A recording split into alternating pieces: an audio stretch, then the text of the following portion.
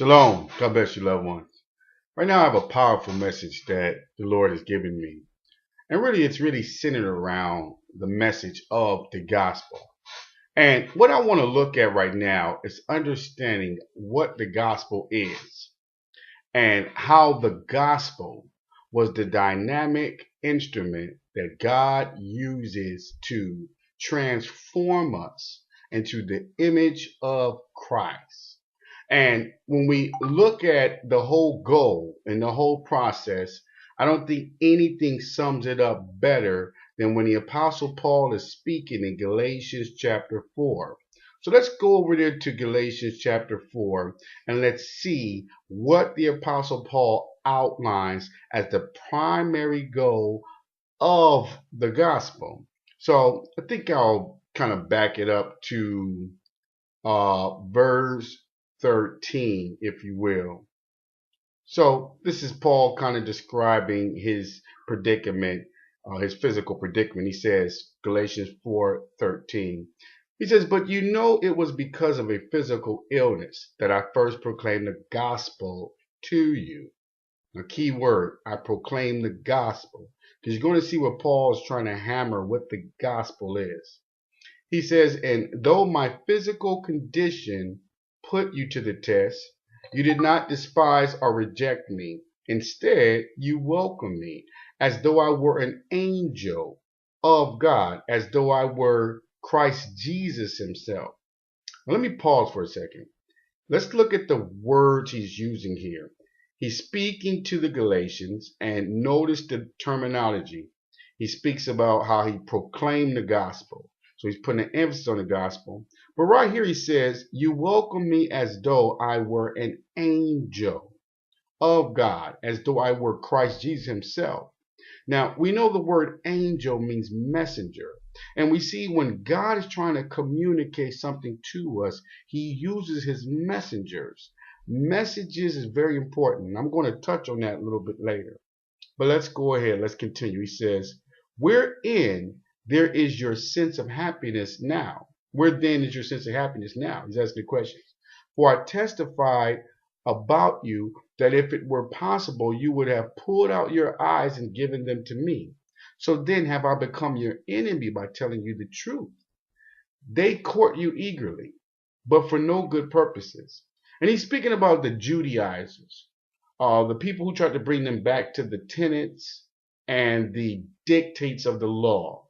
So Paul is upset because they're contemplating, am I really a Christian if I'm not following the Judeo law and all the Judeo prescriptions?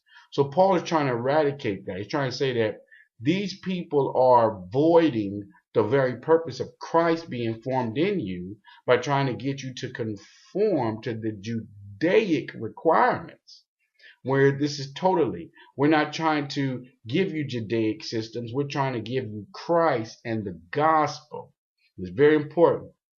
So let's go on. He says right here, he says, they want to exclude you so that you would seek them eagerly. However, it is good to be sought eagerly for a good purpose at all times, and not only when I'm present with you.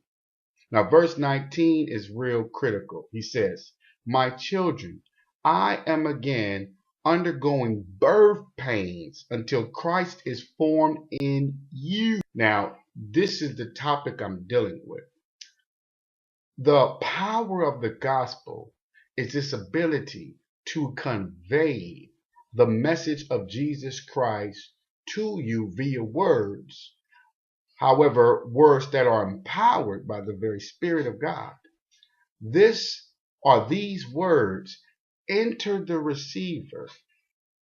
And if you are properly positioned, meaning if you have been born again, the more of the gospel is absorbed into your psyche, the more Christ is formed in you. The end result is that Christ will be formed in you by the conduit of the words and the truth of Jesus Christ. The Bible tells us that words carry power. Jesus Christ himself says, my words are spirit and they are truth. So when we speak in terms of the gospel, we must understand what the gospel is. Now, I want to look at the word gospel and how it was used in the biblical times in the language of Greek, because this is where we have our New Testament epistles. So I'm in Bible.org, and I'm going to read what the word gospel means. It says, the term gospel is found 99 times in the NSAB and 92 times in the NET Bible. Gospel is the translation of the Greek word euangelion. I hope I said that right. Occurring 76 times. Good news and the verb evangelizo, occurring 54 times, meaning to bring or announce good news. Both words are derived from the nouns angelos, meaning messenger. In classical Greece, an euangelos was one who brought a message of victory or other political or personal news that caused joy. In addition, euangelizamo, the middle voice from the verb, meant to speak as a messenger of gladness, to proclaim good news. Further, the noun euangelion became a technical term for the message of victory, though it was also used for a political or private message that brought joy. Now, this is awesome. This is fascinating.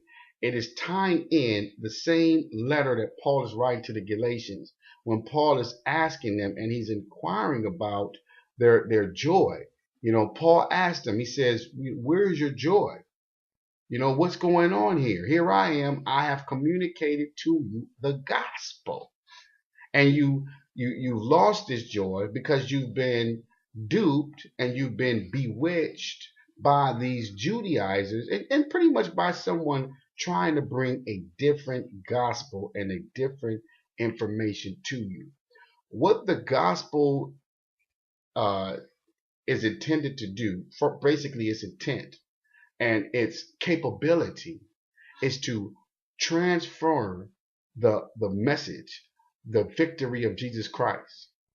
The victory, okay? The gospel. It gives you the victory of Jesus Christ, and also it gives you an accurate picture of Jesus Christ. It forms the image of Christ in